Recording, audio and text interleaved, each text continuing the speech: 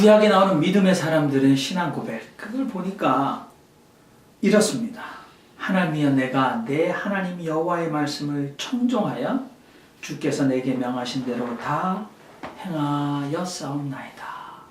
그러니까 하나님의 말씀을 청종하여 그 명하신 대로 다 행했습니다. 그런데 이게 신앙 고백이었어요. 그러면 구약에서 불신앙의 지적은 이렇게 나오죠. 저희가 그 말을 믿지 아니하고 여호와의 말씀을 청종치 아니하였도다. 자, 제가 말씀드린 이 성경 기절 속에서 세 가지를 기억하셔야 돼요. 첫 번째는 그 말씀을 믿지 아니하고, 그랬으니까 믿음이라는 문제가 오늘 이 불신앙의 지적에 들어있습니다. 그러니까 불신앙이죠. 그 다음에 두 번째가 여호와의 말씀을 청종함. 그러니까 따르고, 듣고 따른다. 그러니까 들음의 문제입니다. 그리고 종은 우리가 따를 종이니까 따름의 문제. 그러니까 이 신앙 고백과 불신앙의 지적을 보니까 우리가 키워드를 세 가지로 생각하시죠. 첫 번째가 뭐예요? 믿음. 두 번째는 들음. 세 번째는 따름. 그 마음속에 좀 기억해 주시기 바랍니다. 그러면 좀 제 얘기가 쉽게 들릴 것 같아요. 여러분들, 저는 먼저 구약의 사람들이 믿음을 우리가 얘기할 때 가장 원천적인 것, 그것은 들음에 있었습니다. 들음. 쉐마 이스라엘, 아도나이 엘로히누 아도나이 에카드. 그러니까 이스라엘아 들으라. 신명기 6장입니다. 이스라엘아 들으라. 우리 하나님 여호와는 오직 하나인 여호와시니 너는 마음을 다하고 성품을 다하고 힘을 다하여 내 하나님 여호와를 사랑하라. 그런데 이 한글 성경에는 우리가 그 강조점을 잘 알 수 없습니다. 그러나 히브리어 성경만 해도 뭐가 가장 먼저 나오죠? 쉐마 이스라엘. 그리고 뭐죠? 들으라 이스라엘아. 그러니까 하나님 앞에서 하나님을 신앙하는 이스라엘 백성들의 가장 큰 믿음의 모습은 하나님의 말씀을 듣는 것입니다. 그래서 신명기사가는 신명기를 기록한 신명기 기록자는 이렇게 신앙을 판단합니다. 내가 오늘 너에게 명하는 내 명령을 너희가 만일 청종하고 너희의 하나님 여호와를 사랑하여 마음을 다하고 뜻을 다하여 섬기면 여호와께서 너희의 땅에 이른 비 늦은 비를 적당한 때에 내리시리니 너희가 곡식과 포도주와 기름을 얻을 것이요 또 육축을 위하여 들에 풀이 나게 하시리니 내가 먹고 배부를 것이라. 그러니까 오늘 여기 보십시오. 우리 신앙의 첫 번째 반응, 하나님의 말씀을 청종하면, 여러분들 조건문입니다. 조건이 무엇입니까? 컨디션. 하나님의 말씀을 듣고 그 말씀을 따르면, 그 말씀을 행하면, 그 말씀대로 실천하여 실행하여 살아가면 구약에 나오는 이 복이라는 게 참 소박하네요.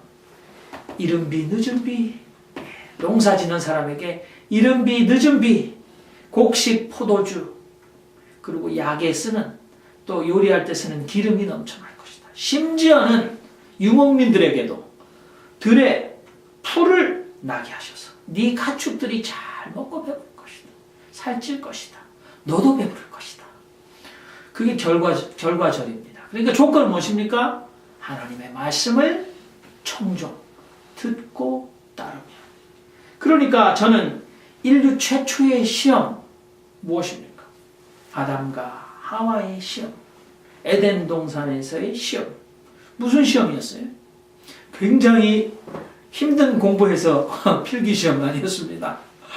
또는 공부해서 구두로 오럴 exam 아니었습니다. 뭡니까? 인류 최초의 시험은 하나님의 말씀을 듣는 것이었죠. 하나님 말씀을 청종하는 거였습니다. 여러분들, 이 아담이라는 말은 사실 인류, human being이라는 뜻밖에 없습니다. 그러니까 아담은 인류의 운명을 결정하는 사람, 아담. 그러면 바울은 둘째 아담을 소개하죠. 둘째 아담도 이제 마지막 아담이죠. 셋째 아담은 없습니다. 둘째 아담으로 누가 오셨다? 예수님께서 오셨다.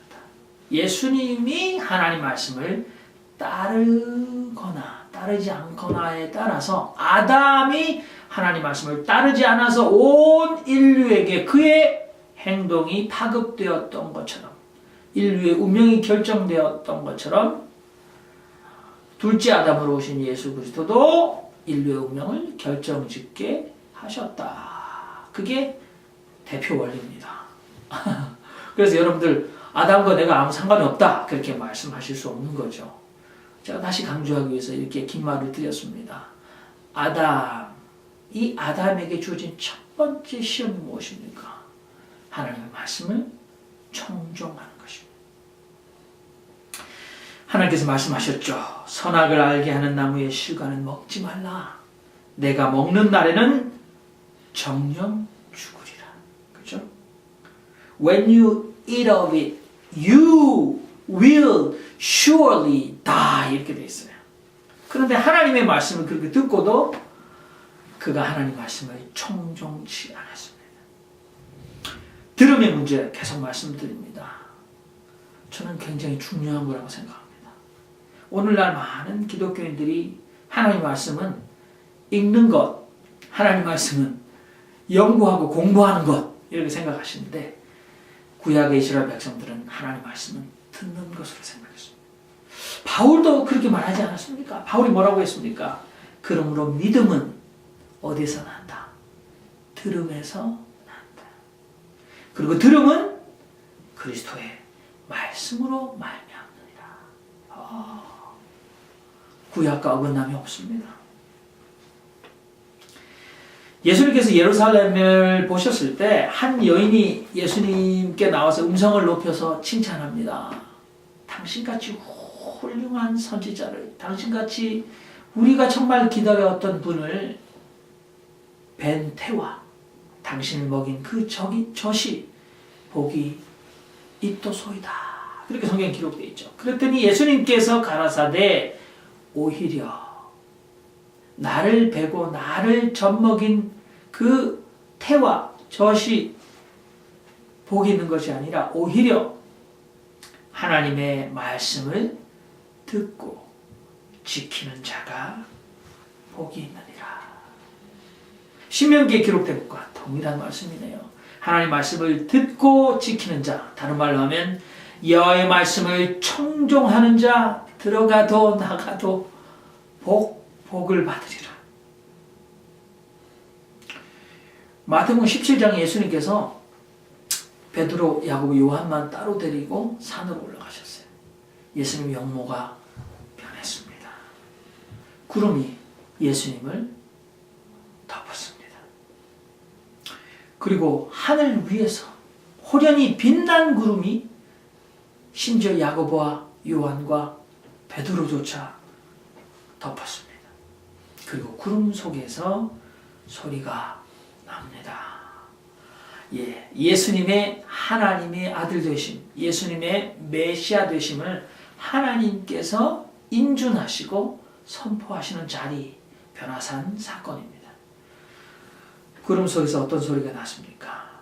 이는 내 사랑하는 아들이요 내 기뻐하는 자니 너희는 저의 말을 들으라. 영어에 보니까 굉장히 쉽게 나와 있어요. Listen to him. 명령법. 그렇죠? 영어 문법에 직설법, 가정법 있습니다만 아까는 여호와의 말씀을 청종하면 이른 비, 늦은 비, 적절한 때에 비를 내리게 할 것이다. 포도주와 기름이 넘쳐날 것이고 내 육축조차도 들에 난 풀로 살찔 것이다. 그런데 이번에는 명령법이네요. Listen to him. 저의 말을 들어라. 그래서 우리의 신앙에 하나님의 말씀을 청종한 대단한 믿음의 행위가 아닐 수가 없습니다. 자, 여러분 이제 본론으로 넘어갑니다. 준비되셨어요? 요한복음 오늘 본문이 어디입니까? 2장 가나의 혼인잔치 사건이죠. 요한복음에는 이 기적 사화가 없습니다. 없다는 말은 물론 있죠. 그런데 수많은 이 공간복음에서 나와 있는 이 두나미스, 미라클 이것들이 나오지 않습니다. 그렇게 표현하지 않습니다. 요한복음에는 7개의 표징이 있을 뿐입니다. 표징 영어로 하면 그냥 사인입니다. 헬라어로 하면 세메야. 굉장히 특별한 것을 보여주는 거죠. 그걸 여러분에게 한번 기억나게 해드려 볼까요? 바로 첫 번째 표적이 뭡니까? 그것이 바로 가나에서 물을 포도주로 바꾸시는 사건. 두 번째가 왕의 신하의 아들을 고치시고, 세 번째가 베데스다 목가에 38년 된 병자를 고치시는 사건. 네 번째가 오병이의 기적이에요. 근데 여기서는 표적이에요. 그리고 물 위로 걸으시는 사건, 그리고 나면서부터 소경된 사람을 고쳐주시는 사건, 그리고 맨 마지막에 죽은 지 나흘 된 나사로를 살리신 사건. 근데 이것들이 다 표적입니다. 그리고 이 표적에는 영광이 드러나게 되어 있어요. 그러니까 우리가 1장에, 요한복음 1장에 우리가 그의 영광을 보니 은혜와 진리가 충만하다. 그러니까 말씀이 육신이 되어 우리 가운데 거하심에 우리가 그의 영광을 보니, 헬라어로 독사라고 되어 있는데 그의 영광을 보니 은혜와 진리가 충만하더라. 그런데 이 오늘 누가복음에 보니까 예수님께서 이 갈릴리 가나에서 첫 표적을 행하셔서 영광을 드러내시니 제자들이 그를 믿었다. 여러분, 여기 이 제자들은 12제자들이 아니죠. 요한복음에는 예수님 많은 따랐던 예수님의 제자들이. 그런데 갈릴리 가나에서 물로 포도주를 만든 것이 예수님의 첫 표적 세메야이고, 그 표적의 영광을 드러내셨고 많은 사람이 그를 믿었다. 그러니까 표적, 그것이 영광을 보여줬고 믿음을 불러일으켰다. 그러니까 요한복음에서는 이 표적을 본 자는 영광을 본 사람이고, 영광을 본 사람은 믿음이 생겨납니다. 믿음이 생겨나야 합니다. 공간복음의 기적을 보고도 믿음이 생겨나지 않죠. 안식일날 손 마른 자를 예수님이 고치는가 하고 바리새인들이 눈여겨주시하다가 예수님이 안식일날 손 마른 자를 고치시니까 그 바리새인들이 믿음이 생기기는커녕 나가서 헤롯 땅과 의논하여서 어떻게 하면 예수를 죽일고 모의했다 그렇게 되어 있어요. 아니 그 기적을 봤는데 그들에게는 믿음이 생기지 않았습니다. 그러나 요한복음에는 이 7표징, 그리고 이 7표징이 예수님의 I am saying, 나는 이다 라는 말씀과 연결되어 있어요. 그러니까 나사로를 살리시고 예수님께서 뭐라고 하셨어? 나는 부활이요 생명이다. 그러니까 이 처음 표적이 얼마나 중요합니까? 근데 그것이 포도주를 물로 만드는 사건. 그런데 사람들이 성경을 읽으면서 장난삼아 그러겠습니다만은, 그렇죠? 기독교인들에게 술잔을 권하면서 한 잔혀 그러면서 하는 말이 뭡니까? 예수님도 물을 포도주로 만드셨잖요. 요거로 생각하는데 그 정도 생각하면 참 성경을 강의하는 목사로서 슬퍼집니다. 여러분, 그거 아닙니다. 오늘 이 가나 혼인잔치는 예수님의 정체를 드러내시는, 예수님이 말씀이 육신이 되어 우리 가운데 오신 하나님의 아들이심을 드러내고 그 영광을 보여주는, 그래서 보는 사람들로 하여금 믿음을 불러일으키는 엄청난 사건이에요. 예수님께서 이 오병이 5,000명을 배불리 먹이셨어요. 그랬더니 유대인들이, 제가 지난 시간에 말씀드렸죠. 이 호이, 유다의 호이. 그러니까 그냥 민족적으로 유대인이라기보다는 요한복음에서는 하나님을 믿지 아니하는 어둠에 속한 사람들. 이 사람들이 예수님을 억지로 왕 삼으려고 왔지 않습니까? 그때 예수님께서 하신 지적이 뭐였습니까, 여러분? 기억나시죠? 너희가 나를 찾는 까닭은 표적을 보고 나를 믿는 까닭이 아니라 너희가 떡을 먹고 배부른 까닭이다. 그러니까 그 표적을 보고 믿어야 한다는 거죠. 오늘 이 가나의 혼인잔치의 표적, 여러분, 그것은 제가 볼 때는 하나님의 말씀을 청종함의 의미가 그 속에 있다. 여호와의 말씀을 듣고 그 말씀대로 실행함, 그 믿음이 여기에 있다. 그래서 저는 마리아와 이 하인들의 믿음에 대해서 오늘은 생각해 보기 원합니다. 혼인잔치에 포도주가 떨어졌습니다. 그죠? 참 수치스러운 일입니다. 또 생겨서는 안 되는 일입니다. 근데 마리아가 예수님께 건의를 하죠. 그들에게 더 이상 포도주가 없구나. 그런데 예수님께서 내 때가 아직 이르지 아니하였습니다. 이렇게 되어 있죠. 여러분, 이 때란 것은 그냥 흐르는 시간이 아니라 질적인 시간이에요. 크로노스. 그러니까 예수님의 아주 opportunity, 질적인 시간, 아직 도래하지 않았습니다. 라고 말씀하셨습니다. 그럼에도 불구하고 마리아는 하인들을 불러다가 이렇게 얘기했죠. Do whatever he tells you. 영어로 아주 쉽죠? 한국말로 그가 무엇이든지 당신들에게 말하는 그대로 하세요. 그가 무엇이든지 당신들에게 말하는 그대로 하시면 됩니다. 여호와의 말씀을 청종하는 것이죠. 거기 보니까 유대인의 결례를 따라 이 두세 통 드는 항아리가 6개 있었다고 그랬어요. 근데 이 한 통이 오늘날로 말하면 한 40리터 한 통이. 그럼 두세 통은 한 항아리가 두세 통이래요. 그러면 맥시멈 80에서 120리터라고 합니다. 여러분들 갤론으로 하셔야지 더 쉽죠. 그런데 이 한 항아리에 그러면 그러니까 포도주가 필요하고 와인병으로 계산을 해보니까 120리터를 채우려면 700ml짜리 와인병이 171 그만한 병이 필요해요. 그럼 그게 6개나 있어요. 그러면 거기다 물을 다 태우려면 곱하기 6 와인병이 1000병이 넘습니다. 정확하게 하면 1020병의 와인병. 그러면 여러분들 1020병의 와인 딜리버리 트럭도 그만한 와인병을 안 가지고 다닙니다. 그만큼 많이는 안 가지고 있죠. 수백 병 가지고 다니겠지. 아니 1000병이 넘는 와인을 트럭에 싣고 딜리버리 간단 말입니까? 아니죠. 근데 그 당시에 뭐 수돗물만 틀으면 물이 철철 나왔습니까? 물은 우물에 가서 길러야 했어요. 제가 이렇게 강조하는 것은 그 하인들이 지금 포도주가 필요한데 그것도 그냥 적당히 채우는 게 아니에요. 그것은 결례를 따라 손을 씻는 더러운 물이에요. 사람들이 이미 다 손을 씻고 들어갔어요. 이제 물이 필요 없습니다. 더 오는 손님 가끔 6개나 있으니까 손을 씻으면 됩니다. 그런데 예수님께서 그 6 항아리 아구까지 fill it up 다 채워주십시오. 물로. 아니 포도주가 필요한데 여기는 왜 채웁니까?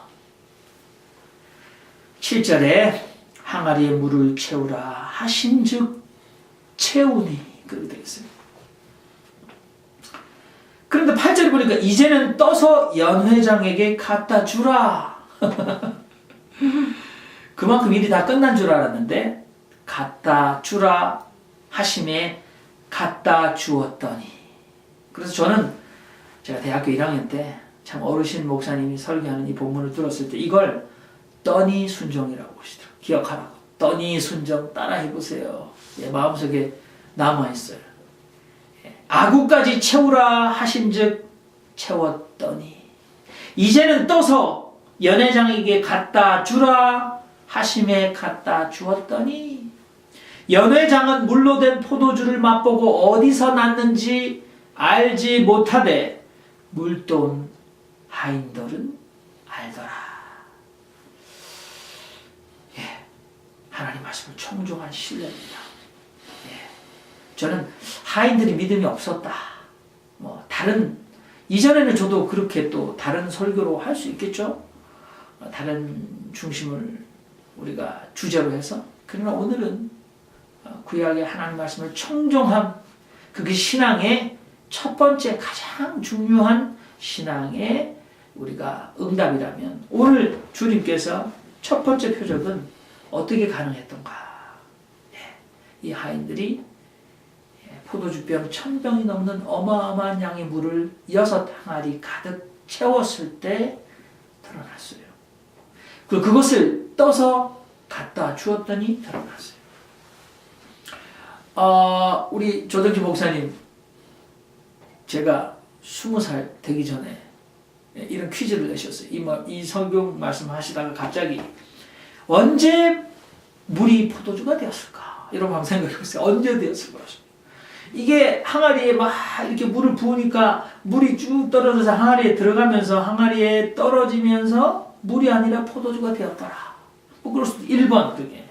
2번은 이제 떠가지고 연회장이 갖다 주라니까 물인데 이만큼 떴더니 이게 포도주가 되었더라. 아니 갖다 주라니까 여전히 물이에요. 연회장이 갖다 줬더니 그게 물인지 우리가 피처 안에 넣었다고 생각해 보자고요. 근데 그게 색깔이 있으니까 이게 보니까 빨간색인지 껌껌해서 잘 몰랐는데 연회장이 그걸 해가지고 입에 대서 먹어보니 입안에서 포도주가 되었더라. 그럴 수 있는 거 아닙니까? 언제 물이 포도주가 되었을까? 그게 3번이에요. 4번은 정답 없음. 제가 볼 때는 4번이 정답 같아요. 제 생각에는. 모르죠. 언제 됐는지 알 수 없습니다. 네. 그러나 그들이 하나님의 말씀을 청종하였습니다. 그래서 예수 그리스도의 독생자의 영광이 그 표적을 통해서 드러났습니다. 그것이 하나님 말씀을 청종함입니다. 순종함입니다. 여러분, 조무사님 말씀이 자꾸 생각나네요. 네. 조무사님 그렇게 말씀하셨죠, 여러분에게. 순종이란 게 어떤 건가? 학생이 아버지 저 학교 다녀오겠습니다. 그래 학교 잘 갔다 오너라. 그래서 학교 갔다. 순종인가? 그건 순종 아니야. 그 정도가 순종 아니라는 겁니다. 자 빨리 씻고 손 씻고 밥 먹어라. 그래서 네 손을 씻고 밥을 먹었다. 그게 순종인가? 그 정도 순종 아니라는 거죠. 순종은 그보다 훨씬 행하기가 어려운 조건과 상황인 겁니다. 이것도 순종 아니에요. 옛날에 중국에 어떤 사람이 반려동물로 원숭이를 키웠답니다. 얼마나 귀엽든지 얼마나 말을 잘 듣든지. 어느 날 이 무더운 여름날 습기가 많아서 파리들이 막 날아다니는데 주인이 좀 고나게 편안하게 낮잠을 자려고 자꾸 파리가 날아다녀서 성가시게 해가지고 원숭이에게 파리 잘 잡아라. 내 얼굴에 이 파리가 내 잠을 방해하지 않도록 파리 잘 잡어. 어? 그렇게 주인이 원숭이에게 순종을 요구했답니다. 그래서 원숭이가 열심히 파리가 오나 자기는 잠도 안 잡고 잘 지켰답니다. 주인이 자고 있는데 아니나 다를까 이 못된 파리 한 마리가 계속해서 날아다니다가 자꾸 주인의 콧잔등에 앉으려고 하더랍니다.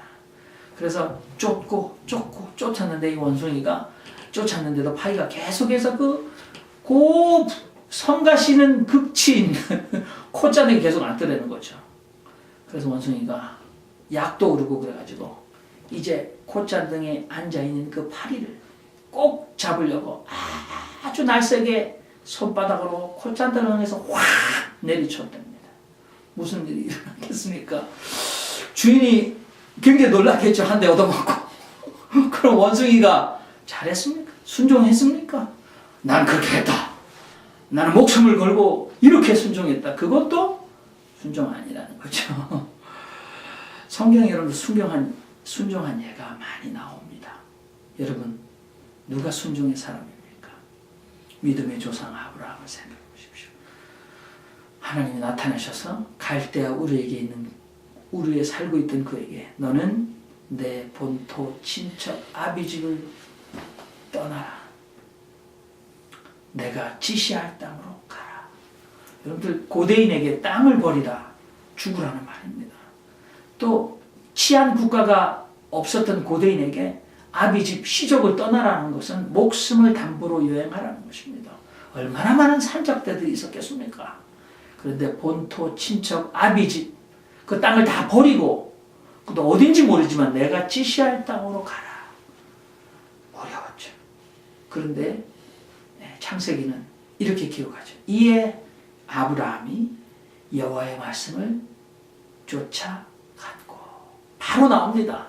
이에 아브라함이 여호와의 말씀을 쫓아갔다.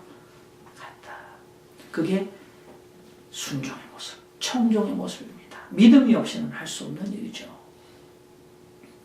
아브라함에게 하나님이 또 나타나셨어요. 아브라함이 나타나셔서 아브라함아, 네, 하나님 내가 여기 있습니다. 너는 내 사랑하는 독자 이삭을 내가 지시할 산으로 데리고 가서 나에게 인신제물로 각을 떠서 희생제물로 burnt offering, 불로 태워서 나에게 바쳐라. 귀를 의심해야 되는 거 아닙니까, 여러분? 하나님이 어떻게 아브라함 마음을 그렇게 아프게 하십니까? 너는 너의 독자, 네 몸에서 난 씨, 너의 독자 이스마엘이 아니라 이삭을, 네 사랑하는 독자 이삭을 내가 지시하는 산으로 가서 나에게 각을 떠서 태워서 제물로 바쳐보아라. 그 이야기 속에서도 그 다음날 아침에 이에 아브라함이 여호와의 말씀을 쫓아 3일 길을 떠났다. 그것이 성경이 말하는 청종의 아름다운 모습입니다. 어떤 일들이 일어났는지 여러분들 아십니다. 오늘 인류 최초의 시험은 하나님의 말씀을 들으면서 왔다. 우리의 신앙은 쉐마 이스라엘, 이스라엘아 들으라. 내 하나님은 하나이신 여호와시니 마음을 다하고 뜻을 다하고 성품을 다하여 내 하나님을 사랑하라. 오늘 우리에게 이 가나의 혼인잔치 첫 표적을 통해서도 우리가 아름다운 믿음의 모범을 봅니다. 우리가 주여 주여 말과 혀로만 순종하는 것이 아닙니다. 우리가 힘든 지경에서도 우리가 어떻게 판단합니까? 하나님의 말씀을 망설이지 않고 여호와의 말씀을 쫓아가는 것. 유행가 가사에 이런 가사가 있더라고요. 참 노래방에서 애창되는 유행가인데 저는 여호와의 말씀을 청종하는 이 믿음으로 이 가사를 들어보니까 참 가사의 은혜를 받더라고요. 여러분들도 은혜 받으실 거예요. 당신을 향한 나의 사랑은 특급 사랑이야. 태평양을 건너 대서양을 건너 인도양을 건너서라도 당신이 부르면 달려갈 거야. 무조건 달려갈 거야. 하나님께서 우리를 부르시면 태평양을 건너 대서양 인도양을 건너서라도 특급 사랑으로 무조건 달려가겠습니다. 그게 신앙의 고백 아니겠습니까?